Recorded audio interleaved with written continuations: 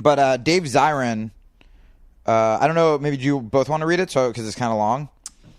Sure. I have to bring it back up. I thought this was really good. Well, you start, and I'll... Okay. So this is from our friend Dave Zirin, who you can follow on Twitter at Edge of Sports. He was the sports writer we had on.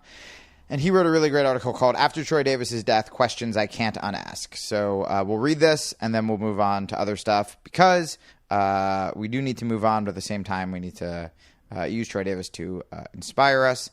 And I think this article sums it up perfectly. So, number 1, can Troy Davis, who fought to his last breath, actually be dead this morning? Number 2, if we felt tortured with fear and hope for the 4 hours that the Supreme Court deliberated on Troy's case, how did the Davis's family feel? Number 3, why does this hurt so much? Number 4, does Judge Clarence Thomas, once an impoverished African-American son of Georgia, ever acknowledge in quiet moments that he could easily have been Troy Davis?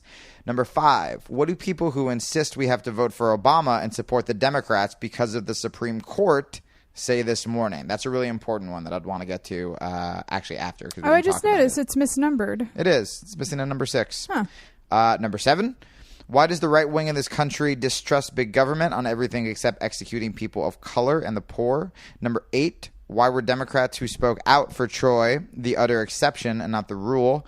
Number 9, why didn't the New York Times editorial page say anything until after Troy's parole was denied when their words wouldn't mean a damn? Number 10, why does this hurt so much? Am I reading the rest? Yeah, sure. Number 11, how can Barack Obama say that commenting on Troy's case is not appropriate, but it's somehow appropriate to bomb Libya and kill nameless innocents without the pretense of congressional approval? Number 12, what would he say if Malia asked him that question? Number 13, how can we have a black family in the White House and a legal lynching in Georgia? Number 14, why does this hurt so much? Number 15, can we acknowledge that in our name, this country has created hundreds of thousands of Troy Davises in the Middle East? 16, can we continue to coexist peacefully in a country that executes its own? 17, what the hell do I tell my 7-year-old daughter who has been marching to save Troy since she was in a stroller? And finally, 18, if some of Troy's last words were, this movement began before I was born, it must continue and grow stronger until, I think that's meant to say, we abolish the death penalty once and for all, then do we not have nothing less than a moral obligation to continue the fight? So here's what was funny. When you were rereading that sentence, I thought you were breaking down and crying, and I was like, oh, thank God we can cry. I just noticed a typo. Everybody. And now I have had to stop myself because I'm like, are we doing this?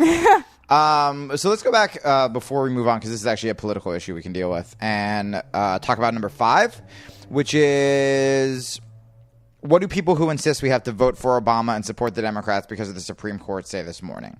So why would he say that? Barack Obama appointed Sotomayor, who seemed, fairly liberal. I don't think you and I have ever pronounced her name correctly. That's all right. Kagan we had a bit of a problem with, but everyone kind of insisted that she would be fine.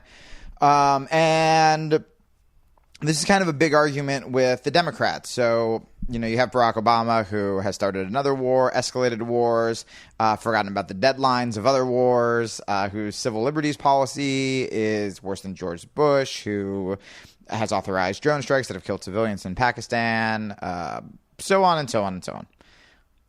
But people say, right, but the big Democrat-Republican, the big argument against the third party is the Supreme Court, right? The president puts in judges of the Supreme Court. If you're on the Supreme Court, that is a lifetime appointment. Everyone on the Supreme Court, for the most part, or I would say half of them, fucking old, and they're going to die soon, right? I'm blaming Sam Cedar for not being able to sway Kennedy. Mm-hmm. He is like, clearly he's like the Pied Piper of old people.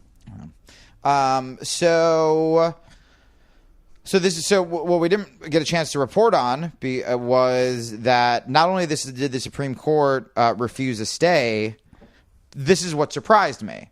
I assumed it was Clarence Thomas just like kill him, dun, dun, dun, dun, dun, and like fucking Scalia like sneaking in to watch. You know what I mean? I just assumed it was them. Sure. Crazy and crazier. Right. Nobody